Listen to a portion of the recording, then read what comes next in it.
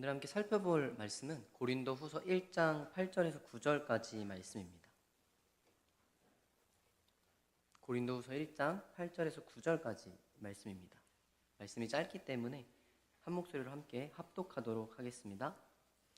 형제들아, 우리가 아시아에서 당한 환난을 너희가 모르기를 원하지 아니하노니 힘에 겹도록 심한 고난을 당하여 살 소망까지 끊어지고 우리는 우리 자신이 사형 선고를 받은 줄 알았으니 이는 우리로 자기를 의지하지 말고 오직 죽은 자를 다시 살리시는 하나님만 의지하게 하심이라. 아멘. 할렐루야. 긴 연휴 잘 보내셨습니까? 저도 열심히 놀고 열심히 쉬고 또 열심히 혼자 충전하는 시간을 가졌던 것 같습니다. 오늘 설교 제목은 단순합니다. 두 글자입니다. 열정입니다. 저도 열정 있게 말씀을 전하고 내려갈 테니 우리 성도님들도 열정 있게 듣고 삶의 자리로 돌아가시길 바랍니다. 이 열정이란 단어를 생각하면 보통 불, 이런 뜨겁고 에너지 있는 이미지를 생각하기 마련인데 이 국어사전에서 열정이란 단어를 어떤 일에 열렬한 애정을 가지고 열중하는 마음이라고 합니다. 그러니까 쉽게 말하면 어떤 일에 가지고 있는 나의 뜨거운 마음이라고 생각하면 될 것 같습니다. 그런데 이 심리학자들은 이 열정을 두 가지로 구분하는데 하나는 조화 열정, 조화로운 열정이라고 표현하고 다른 하나는 강박 열정이라고 표현합니다. 그러니까 쉽게 말하면 조화 열정은 그 일을 하는 행위 자체가 기쁘기 때문에 내가 열심을 내는 거고 또 강박 열정은 그 일이 아니면 안 되기 때문에 열정을 내는 겁니다. 그러니까 열정이 두 종류로 나눠지는 이유는 다름이 아니라 열정의 주체가 어디에 있느냐에 따라 달라지는 겁니다. 조화로운 열정은 내가 그 일을 하는 행위 자체가 나에게 긍정적인 느낌을 주고 또 나에게 에너지를 주기 때문에 열정을 쏟는 것이고 반대로 이제 강박적인 열정은 내가 이 특정 활동을 통해 외부의 보상이나 인정을 얻고자 열정을 쏟는 것입니다. 그래서 이 강박적인 열정을 가진 사람들은 어떠한 이유나 환경에 의해서 그 활동이 무너져 내렸을 때, 그러니까 내가 열정을 쏟고 있던 그 활동이 무너져 내렸을 때 생기는 좌절감과 상실을 조심해야 한다고 말합니다. 그러니까 건강한 열정은 어떻게 보면 내가 그 행동을 하는 것만으로도 나에게 긍정적인 영향을 주고 그 행동을 하는 것만으로도 나에게 기쁨을 주는 것이라고 볼 수 있겠습니다. 그렇다면 우리 하나님 나라의 백성인 우리가 가진 이 열정은 어디에 속할까요? 신앙생활에서 열정을 가진 사람이라고 한다면 어떤 이미지가 떠오르시나요? 제가 이제 열정을 가진 사람, 열정을 가지고 신앙생활을 하는 사람, 이 이야기를 들었을 때 떠오르는 이미지는 매일 새벽 예배를 드리고 큐티와 가정 예배를 놓치지 않고 교회 사역이라면 먼저 발벗고 나서는 그런 이미지가 떠오르기도 하고 혹은 이제 제 주변에 열정을 가지고 사역하시는 사역자분들이나 아니면 우리 대개교회에서 열심히 신앙을 지키는 우리 성도님들이 생각이 납니다. 우리의 삶에서도 그렇고 사역에서도 그렇고 신앙에서도 그렇고 열심히 필요합니다. 하지만 이 열정을 가지고 있다는 사실보다는 우리의 열정이 어디서부터 출발하는지에 대한 이해가 있어야 하고 또 잘못된 열정을 가지고 신앙생활을 하면은 오히려 문제가 발생할 수도 있다는 사실입니다. 이 열심이 하나님의 마음을 기쁘게 해드리는데 하나님의 마음을 시원케 해드리는데 사용이 된다면 너무 좋겠지만 또 잘못된 열정은 오히려 주님의 마음을 어렵게 할 수도 있다는 사실을 기억해야 합니다. 성경에도 열정을 가진 인물들이 굉장히 많고 성경에서도 이 열정을 가진 사람들이 두 가지 유형으로 나뉘게 됩니다. 첫 번째 유형은 주님의 일을, 하나님께서 맡기신 일을 스스로 열심히 하는 사람입니다. 대표적으로 이제 유오디아와 순두계, 빌립보 교회의 충성스러운 지도자들이었습니다. 근데 한편으로는 교회에서 분열과 시험을 일으키는 사람들이었습니다. 이 사람들에게 열정이 없었냐라고 물어본다면 이 사람들도 충분한 열정이 있었습니다. 그런데 자신들의 열정과 의도와 다르게 교회 안에서는 분열과 시험이 일어났습니다. 그래서 사도 바울은 이 두 사람에게 다음과 같이 얘기하는데 빌립보서 4장 2절 말씀입니다. 내가 유오디아를 권하고 순두계를 권하노니 주 안에서 같은 마음을 품으라. 이 말씀을 통해 우리가 알 수 있는 것은 열정이 단순히 좋은 것만은 아닐 수도 있겠다라는 것입니다. 하나님께서 맡기신 일을 스스로 하는 사람들의 특징은 열심이 있지만 그 주도권이 자신에게 있는 사람들입니다. 그러니까 열정은 있고 열심은 있지만 순종하지 않는 사람들입니다. 그래서 자기가 열정을 내서 잘 되면 자랑과 교만으로 나타나고 잘 안 되면 불평과 낙심을 하기 마련입니다. 그리고 이제 두 번째 유형은 하나님께서 시키신 일을 하나님께서 나를 통해 일하시도록 하는 유형의 사람입니다. 대표적으로는 바울이 있습니다. 이 바울은 이방인들을 대상으로 복음을 전하고 교회를 세우는데 열정을 가진 사도였지만 그는 자신이 한 일을 나타내고 드러내는 데에는 결코 하나도 관심이 없었습니다. 로마서 15장 17절부터 18절 말씀에 이에 대한 내용이 나와 있는데 우리 한 목소리를 읽도록 하겠습니다. 그러므로 내가 그리스도 예수 안에서 하나님의 일에 대하여 자랑하는 것이 있거니와 그리스도께서 이방인들을 순종하게 하기 위하여 나를 통하여 역사하신 것 외에는 내가 감히 말하지 아니하노라. 아멘.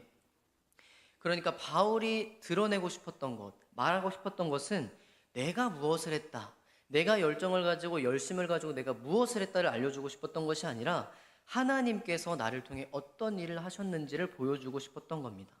그러니까 다르게 말하면은 나의 삶의 주도권, 내가 하는 모든 일에 대한 주도권은 나에게 있는 것이 아니라 하나님에게 있었음을 보여주고 싶었던 겁니다. 그래서 우리는 하나님께서 혹은 예수님께서 우리를 통해 역사하실 수 있도록 내가 죽었다는 사실을 받아들여야 하고, 또 이거는 우리가 아무것도 하지 말라는 이야기가 아니라 내가 죽었다라는 것을 믿고 고백한다는 건 예수님께 맡기고 예수님께 온전히 순종하는 상태를 얘기합니다. 그러니까 내가 무엇을 하든, 다른 사람을 전도를 하든, 다음 세대 아이들을 교육하든, 아니면 내가 교회에서 인사를 하고 또 만나는 그 모든 과정 가운데 나의 의지를 버리고 주님의 의지로 행하고 나의 감정을 버리고 주님의 감정으로 느끼는 것을 이야기합니다. 그래서 신앙생활에서 우리가 가져야 하는 이 열정의 주체는 내가 아니라 하나님께 있음을 기억해야 합니다. 그리고 오늘 바울은 삶의 주도권을, 그러니까 내가 가진 열정의 뿌리를 어디에 둬야 하는가 깨닫게 된 사건이 있었다고 합니다. 그게 오늘 함께 읽은 본문 8절 말씀인데 우리 한 목소리로 읽도록 하겠습니다. 형제들아, 우리가 아시아에서 당한 환난을 너희가 모르기를 원하지 아니하노니. 아멘. 바울은 여러 차례 전도 여행을 나가면서 자신이 겪었던 선교 사역 중에서 특별히 자신이 아시아에서 겪었던 환난에 대해서 고린도 교회 성도들에게 소개하고 있습니다. 이 아시아에서 자신이 당한 환난은 힘에 겹도록 심한 고난이었다고 말하는데 8절 말씀 이어서 읽어드리겠습니다. 힘에 겹도록 심한 고난을 당하여 살 소망까지 끊어지고, 그러니까 여기서 말하는 힘에 겹다라는 표현 자체가 단순히 힘들었다 라고 얘기할 정도의 수준이 아니라 마치 이제 배가 짐을 실을 때 그 물에 푹 잠기듯이 숨조차 쉬기 어려운 상태였다. 그러니까 아시아에서 당한 환난이 내가 인내할 수 있고 견딜 수 있는 그 능력을 넘어서 한계에 부딪힐 만큼 힘들었다라고 얘기하는 겁니다. 그렇다면 이 아시아에서 대체 어떤 일이 있었길래 숨을 쉬기도 어려웠다고 말하는 걸까요? 이제 당시에 바울이 전도 여행을 떠난 아시아라는 지역은 이제 우리가 흔히 알고 있는 이 아시아 큰 대륙을 얘기하는 것이 아니라 지금으로 따지면 터키 지역에 해당하는, 튀르키아 지역에 해당하는 지역이고 에베소를 포함해서 굉장히 많은 사람들이 살고 있던 도시였습니다. 그리고 이 아시아, 성경에서는 소아시아라고 하는데요. 이 소아시아 지역의 지역적 특징이 뭐였냐면 다양한 종교가 산재하고 있었다는 겁니다. 그러니까 다양한 종교를 믿는 사람들이 있고 다양한 우상을 섬기는 사람들이 그 지역에 있었다는 겁니다. 그래서 바울이 이 아시아 지역에서 복음을 전하는 일에 더 영적인 어려움이 있을 수밖에 없었던 것이죠. 이 바울이 아시아에서 당한 환난은 여러 가지가 있을 수 있지만 두 가지 사건을 중심적으로 살펴보기를 원하는데요. 첫째는 1차 전도 여행 때 루스드라에서 당한 환난입니다. 이 루스드라라는 지역에 들어간 바울이 걷지 못하는 자를 봅니다. 근데 이 걷지 못하는 자에게 구원받을 만한 믿음이 있다는 것을 보고 걷게 하는 기적을 일으킵니다. 이 바울이 일으킨 기적을 보고 순식간에 그곳에 사람들이 모이기 시작했습니다. 그래서 이 모인 사람들이 바울과 또 함께 있던 바나바를 무엇이라고 소개하냐면 바울은 헤르메스다, 바나바는 제우스다 하면서 이 사람을, 바울과 바나바를 제사하려고 했던 일이 있었습니다. 그때 바울이 이 무리들을 막으면서 이 기적이 누구에게 왔고, 그리고 내가 이 기적을 통해 누구를 소개시켜주고 싶은지를 설명하면서 무리들이 제사를 지내지 못하도록 했습니다. 근데 문제는 그 다음에 이 안디옥과 이고니온에서 온 유대인들이 그 무리를 충동하여 바울을 치도록 했다는 겁니다. 그러니까 이 안디옥에서 루스드라까지 유대인들이 찾아온 겁니다. 안디옥에서 루스드라까지 거리가 무려 160km입니다. 그러니까 우리 대길교회에서 그러니까 대전까지의 거리입니다. 여기 걸어서 이 바울이 하는 사역을 방해하기 위해서 유대인들이 왔다는 겁니다.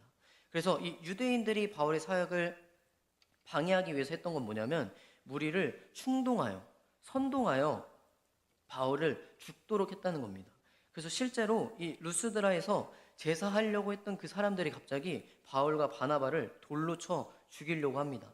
그리고 실제로 바울은 꽤나 많이 돌에 맞았던 것 같습니다. 그러니까 누가 봐도 이 사람은 죽었다라는 생각이 들 정도로 심하게 다쳤던 상태였던 것 같습니다. 그래서 바울은 돌에 맞아서 성 밖으로 던져지게 됩니다. 그러니까 보통 성 안에 이제 무연고자들, 어디서 왔는지를 모르는 사람들은 보통 성 밖으로 던져버립니다. 그러니까 시체를 밖으로 유기하는 겁니다.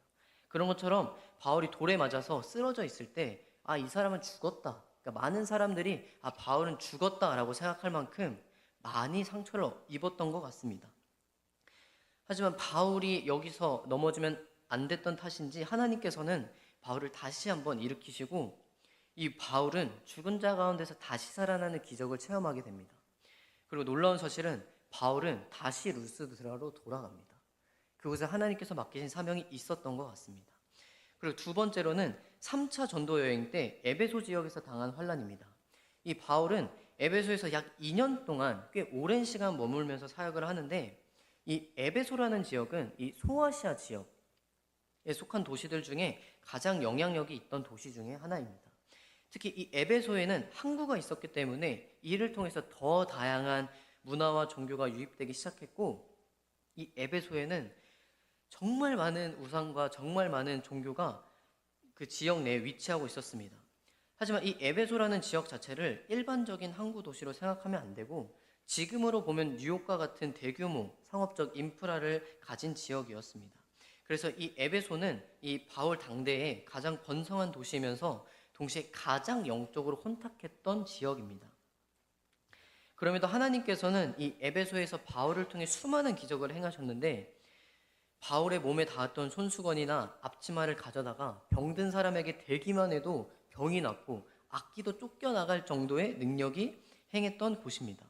그리고 이 바울이 두란노 서원이라는 곳에서 이방인들을 대상으로 말씀을 강론하고 복음을 전하기 시작하자 이 에베소 지역에 말씀 사역이 조금씩 힘을 얻기 시작합니다.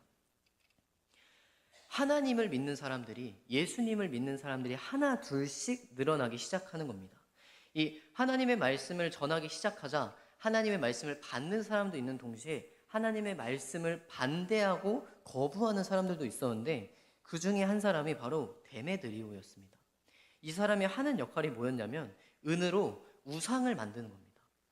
그러니까 우리가 믿고 우리가 섬기는 우상을 눈으로 볼 수 있도록 은으로 신상을 만들어서 파는 사람들이었던 겁니다. 그러니까 이걸 직업으로 삼고 있었던 이 데메드리오가 예수님 믿는 사람들이 하나 둘씩 많아지고, 예수님 믿는 사람들이 많아질수록 자신이 섬기는 신에 대한 관심이 줄어드니까 자신의 그 경제적인 입지가 굉장히 낮아지기 시작하면서 바울이 에베소에서 더 이상 사역을 못하게 해야겠다라는 마음을 먹었던 것 같습니다. 이 당시에 로마 지역마다, 고대 로마 지역마다 사람들은 자신들을 지켜주는 신들이 있다고 생각했습니다. 그러니까 에베소 지역을 지켜주는 신들이 있다고 생각했는데, 에베소 지역은 대표적으로 아데미 여신을 숭배했습니다. 그러니까 그리스 로마 신화의 이름으로 따지면 아르테미스라고 하는 여신인데, 이 에베소 사람들은 우리 지역을, 우리 가족을, 나를 이 아데미 여신이 지켜준다고 생각했던 것입니다. 그래서 이 에베소에는 이 에베소에는 이 아데미를 숭배하는 신전도 많았고, 또 무엇보다 이 아데미를 숭배하는 굉장히 큰 신전이 하나 있었습니다. 예루살렘 성전이 유대인의 정체성을 형성한 것처럼 이 에베소 지역에서 아데미라는 존재는 그 에베소 지역 사람들의 정체성을 형성할 만큼 굉장히 큰 존재감을 가진 존재였던 겁니다. 그래서 이 데메드리오가 이 에베소 지역에 사는 사람들의 정체성을 언급하면서 선동을 하기 시작합니다. 이 바울이 에베소 지역에 와서 하는 일이 무엇이냐면 우리가 믿는 아데미의 이름을 깎아내리는 것이다. 그러니까 우리가 섬기고 우리가 믿는 이 아데미를 더 이상 믿지 못하게 방해하려 온 사람이다 라고 얘기하면서 에베소 지역 내에서 선동을 일으킵니다. 어떻게 보면 루스드라에 있었던 일과 굉장히 비슷한데, 그래서 실제로 바울과 그의 동료들이 또 돌에 맞아 죽을 뻔합니다. 하지만 하나님께서 지켜주셔서 비교적 평화롭게 바울이 이제 에베소를 떠나게 되는데, 이 바울의 사역을 우리가 살펴보면은 열정을 가져서 복음을 전하는 사역인데, 그러니까 하나님께서 시켜서 하나님이 맡긴 일들을 하는데 언제나 쫓겨나거나 돌에 맞거나 감금되거나 욕을 먹거나 손가락질을 당하거나 하나님께서 맡기신 일들을 감당하는 게 꽃길이 아니라 거의 흙밭이었습니다. 돌밭이었습니다. 그래서 이 바울이 아시아에서 겪은 이 환난이 자신에게 한계에 다다르는 날이었던 것 같습니다. 그래서 바울은 이 아시아에서 겪은 환난 때문에 무엇이라고 얘기하냐면 살 소망까지 끊어졌다라고 얘기합니다. 고린도 후서 말씀에도 이렇게 얘기하고 있습니다. 살 소망까지 끊어지고, 여기서 말하는 살 소망이 끊어졌다는 것은 내가 걸어갈 길이 없어졌다.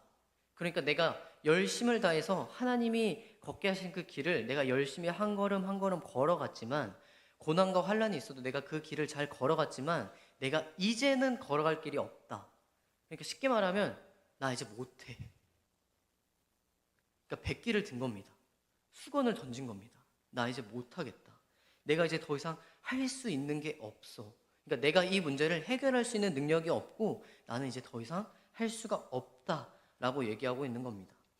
하나님께서는 분명히 바울에게 이방인들에게 복음을 전하고 교회를 세우는 사역에 귀하게 쓰고 계셨는데 왜 바울을 이러한 극한의 절망 속으로 몰아넣으셨을까요? 그에 대한 설명이 바로 그 다음 절에 등장합니다. 고린도서 1장 9절의 말씀인데요. 함께 한 목소리 읽도록 하겠습니다. 우리는 우리 자신이 사형 선고를 받은 줄 알았으니 이는 우리로 자기를 의지하지 말고. 아멘. 단순합니다. 그러니까 바울이 하나님께서 맡기신 그 길을 걸어가는데 너의 힘이 아니라 나의 힘으로 그 길을 걸어가길 원하셨던 겁니다. 그러니까 바울이 가지고 있는 자신의 열정, 내 능력, 내 생각을 무너뜨리기 위한 하나님의 처방이었던 겁니다. 그러니까 바울이 겪은 환난은 단순히 어려움이 아니라, 단순히 어쩌다가 마주친 어려움이 아니라 바울 자신이 의지하는 모든 것들을 하나님께서 손에서 이제 놓아버릴 수 있도록 하시기 위함이었던 겁니다.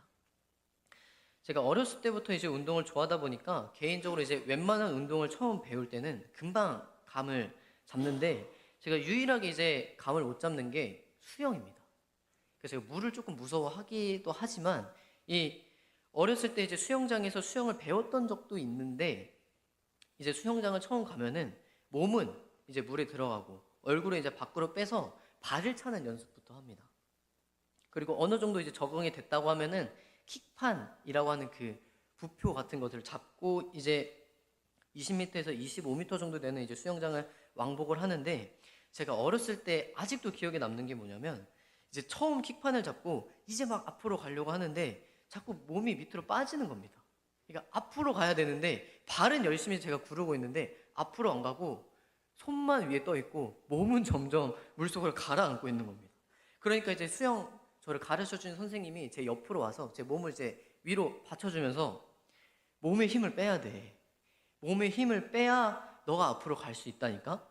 힘을 안 빼니까 자꾸 밑으로 빠지는 거야. 이 얘기를 20m에서 25m 가는 그 기간 동안 계속 얘기하시는데 제 머릿속으로 이해가 안 되는 거예요. 부표도 잡아야 되지. 발에 힘을 주고 발도 차야 되지. 근데 내가 어떻게 힘을 빼? 그래서 얼마 못 다니고 그만뒀습니다. 그래서 지금도 이제 수영장이나 이제 바닷가를 가게 되면은 제가 이제 항상 해보는 게 있습니다. 물에서 힘을 빼보기. 어렸을 때 못 배워서 그런지 잘 안 됩니다. 몸은 뜨는데 얼굴이 안 뜨고, 얼굴을 뜨려고 하면은 또 몸이 가라앉습니다. 그러니까 제가 물이 무섭고 뜨는 방법을 모르니까 힘을 못 빼는 겁니다. 그러니까 힘을 제가 계속 주고 있으니까 제 스스로는 힘을 뺐다고 생각하는데 계속 물에서 힘을 주고 있으니까 얼굴을 뜨게 하려고 하면 몸이 가라앉고, 몸을 뜨게 하려고 하면은 얼굴이 가라앉는 어려움이 있는 겁니다. 그래서 이제 여름철에 바다나 이제 계곡 같은 경우에는 익수자들이 있다고 합니다. 그러니까 이제 물에 빠져가지고 허우적거려서 이제 죽을 위험에 처한 사람들이 있다고 하는데, 이 사람들을 구하는 방법 중에 가장 중요한 게 이 사람이 허우적거리고 있을 때 가면 안 된다는 겁니다. 그러니까 이제 허우적거린 사람은 정신도 없습니다. 어떻게든 살려고 발버둥 치니까 팔이든 발이든 뭐 돌이든 사람이든 나뭇가지든 뭐든 이제 잡고 그 위로 올라가려고 한다고 합니다. 그러니까 이제 이 사람이 정신이 없고 살려고 막 허우적거리고 있는데 거기 가가지고 도와주겠다고 하면은 조금 수영할 줄 안다고 갔다가 같이 빠져 죽는 경우도 꽤 있다고 합니다. 그래서 제일 첫 번째로 좋은 거는 기구를 던져줘서 그 사람이 그걸 잡을 수 있도록 도와주는 거고, 잘 훈련된 사람은 그 사람이 허우적거리는 걸 기다렸다가 물에 빠질 때까지 보고 있는 거라고 합니다. 그러니까 한 명 살리자고 2명 죽는 것보다 그래도 한 명 살리는 게 낫지 않겠냐. 그러니까 조금 위험하더라도 이 사람이 힘이 완전 빠져버려서 물속으로 가라앉을 때까지 기다린다고 합니다. 그 이유가 무엇이겠습니까? 이제 더 이상 힘이 없어져서 아무것도 못할 때까지 그냥 보고 있는 겁니다. 제가 그 허우적거리는 사람이라고 생각하면은 되게 미울 것 같긴 합니다. 왜 보고만 있는 거야? 나 지금 죽겠는데. 근데 이 물에 빠져서 힘이 다할 때까지 허우적거리는 그 상황이 굉장히 힘들겠지만, 그 상황을 이겨내기 위해서, 어쨌든 그 한계를 돌파하기 위해서는 어쩔 수 없는 일이기도 합니다. 이처럼 바울은 복음을 전하는 곳마다 환난과 고난, 그러니까 바다 한가운데 떠 있는 것처럼 자신의 모든 열정을 쏟아냈을 겁니다. 하지만 하나님은 그럴 때일수록 오히려 더 큰 환난을 예비하시고 더 큰 파도를 예비하셔서 이 바울의 힘이 소진될 때까지 하나님이 기다리셨던 겁니다. 그래서 이제 내가 힘이 다해서 정말 아무것도 할 수 없을 것 같을 때 바울이 고백했던 게 내가 살 소망이 끊어졌다 라고 고백하는 상황이었던 겁니다. 하나님께서 세우신 자들을 하나님이 걸어가시게 하는 그 길을 내 힘으로 걸어가는 게 아니라 하나님의 힘으로 걸어가기를 원하십니다. 그래서 고린도후서 1장 9절 말씀 뒤쪽을 보면은 하나님께서 바울이 이렇게 얘기할 수 있도록 인도하십니다. 오직 죽은 자를 다시 살리시는 하나님만 의지하게 하심이라. 그러니까 바울이 견딜 수 없을 정도로 힘들었던 이 환난을 허락하신 이유가 나의 힘을 의지하는 그런 신앙이 아니라 하나님을 의지하게 하는 신앙을 가질 수 있도록 하게 하심입니다. 그래서 우리의 신앙생활을 생각해보고 나의 삶을 돌아봤을 때 우리의 열정과 능력은 한계에 부딪히면 꺼져버립니다. 내가 더 이상 할 수 없다고 생각이 들면 그 자리에서 앉아버립니다. 하지만 우리의 그 열정이 전능하신 하나님의 능력에 철저히 의존하는 믿음의 태도로 전환된다면 우리는 끝이라고 생각했던 곳에서 다시 한 번 더 한 발자국 내디딜 수가 있습니다. 바울은 자신이 죽었다, 난 이제 못해 라고 생각하는 그 지점에서 하나님을 의지하는 방법을 배우게 된 겁니다. 이런 신뢰를 얻은 바울은 이후의 사역에서 이와 같이 고백하는데, 사도행전 20장 24절 말씀입니다. 한 목소리를 읽도록 하겠습니다. 내가 달려갈 길과 주 예수께 받은 사명 곧 하나님의 복음을 증언하는 일을 마치려 하면은 나의 생명조차 조금도 귀한 것으로 여기지 아니하노라. 바울이 예루살렘으로 들어가는 그 길에 자신이 예루살렘에 들어가게 되면 받게 될 환난과 고난을 알고 있었습니다. 그럼에도 어떻게 얘기하냐면 내가 달려갈 길, 내가 살 소망이 끊어져서 이제 못하겠다고 얘기했던 그 길과 또 하나님께 받은 그 사명, 복음을 증언하는 일을 내가 끝까지 마치려 하면은 나의 생명도 조금도 귀한 것으로 여기지 않겠다. 왜냐하면 내 생명을 다 바쳐도 내 생명을 일으키시는 분이 계시기 때문에.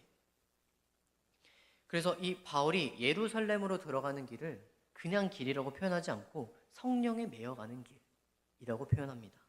그러니까 이 성령에 매여가는 길이 무엇이냐면 내가 만든 계획이나 내가 가진 열정에 갇히는 것이 아니라 하나님께서 강권적으로 이끄심에 내 모든 것을 맡기며 들어가는 길이라고 표현하는 겁니다.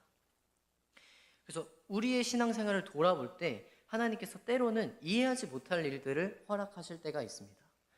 가까운 사람이 죽음이라든지 아니면은 사업이 안 된다든지 경제활동이 멈춘다든지 하나님께서 어려운 일들 예비해 놓으실 때가 있는데 그럴 때 우리가 가져야 되는 게 이 바울이 고백한 표현입니다. 오직 죽은 자를 다시 살리시는 하나님만 의지하게 하심이라. 우리의 삶을 돌아보면 하나님의 은혜가 없었던 적이 없습니다.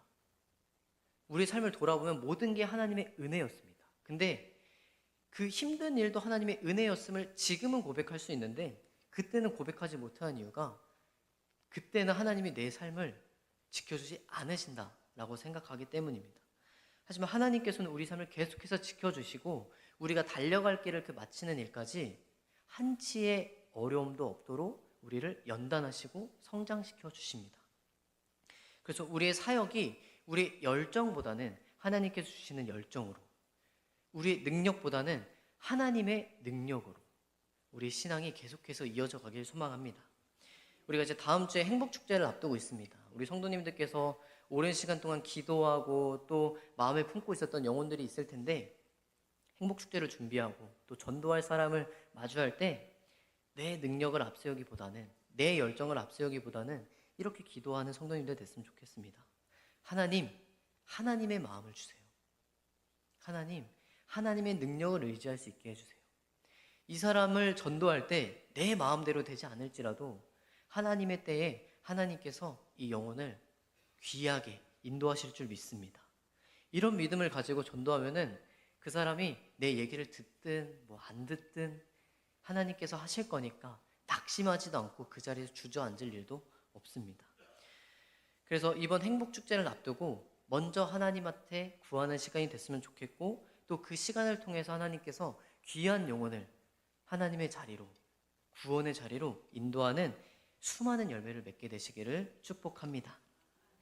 그래서 이 시간 우리가 바울처럼 우리의 힘을 빼고 온전히 성령의 매임 가운데 충만함을 받아 이 시대에 복음을 증언하는 자로 세워지기를 소망합니다. 우리 함께 기도하겠습니다. 하나님 아버지, 오늘 바울이 했던 그 고백처럼 우리의 열정과 우리의 능력을 앞세우는 것이 아니라 우리와 함께 하시며 죽은 자를 일으키시는 하나님의 능력을 믿을 수 있도록 주님 도와주시옵소서. 또한 하나님 아버지, 행복축제를 앞두고 있습니다. 우리의 마음에 품고 있는 영혼들이 있는데 이 영혼들을 전도하고 이 영혼들을 위해 기도할 때 내 열정과 내 능력과 내 생각보다 하나님의 마음으로 하나님의 능력을 의지하며 그 영혼을 위해 기도할 수 있는 우리가 될 수 있도록 주님 도와주시옵소서. 또 하나님 아버지, 이 부족한 인생을 주님 앞에 온전히 맡겨드릴 때 하나님께서 가게 하시는 그 길을 우리의 능력이 아니라 하나님께서 가게 하시는 능력에 힘입어 주님이 맡기신 그 사명을 끝까지 감당할 수 있는 믿음을 주님께서 허락하여 주시옵소서. 감사드리며 예수님의 이름으로 기도합니다. 아멘.